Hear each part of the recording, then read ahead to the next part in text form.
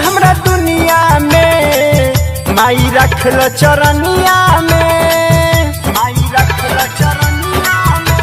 केहू नइखे हमरा दुनिया में, माई रखल चरनिया में। बात मान माई बानी हमरा, तनी मतलब भाई दे तू हाथ। दुख बाटे जिंदगनिया में, माई रखल चरनिया में।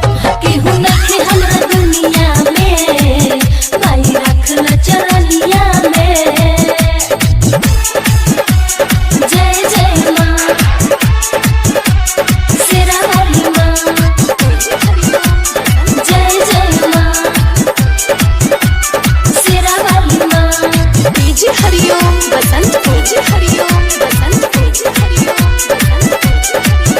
नहीं घर न दुआर नहीं कौन परिवार, हम तो पानी माई बिल्कुल अकेला। दे दो ममता दुलारे माई अचर के प्यार, केहू दुख न दर्द के बुझेला। नहीं घर न दुआर नहीं कौन परिवार, हम तो पानी माई बिल्कुल अकेला। दे दो ममता दुलारे माई अचर के प्यार, केहू दुख न दर्द के बुझेला। केहू बाबे न सहाया हो, बोला कहाँ जाई मैया हो। दुख बट जिंदगनिया में, माई रखल चरनिया में। केहू नइखे हमरा दुनिया में, माई रखल चरनिया में। आदर्श म्यूजिक शेरा वाली माँ, जय जय माँ।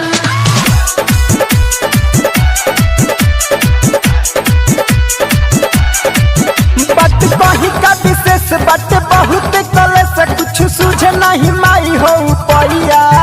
बात तोहर प्रयास जनी करी हनी रस, न तो डूब जाई जिंदगी के नैया।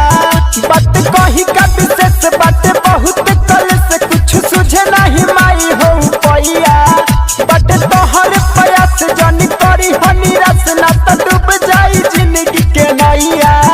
आज कहतर रवि शेखर, माई हमर पर फेरी द नजर। दुख बट जिंदगनिया में, माई रखल चरनिया में। केहू नइखे हमरा दुनिया में, माई रखल चरनिया में।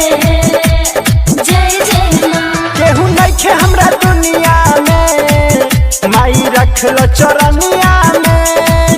बात मान माई बानी हमरा, तनी मतलब भाई दे तू हाथ। दुख बट जिंदगनिया में, माई रखल चरनिया में। केहू नइखे हमरा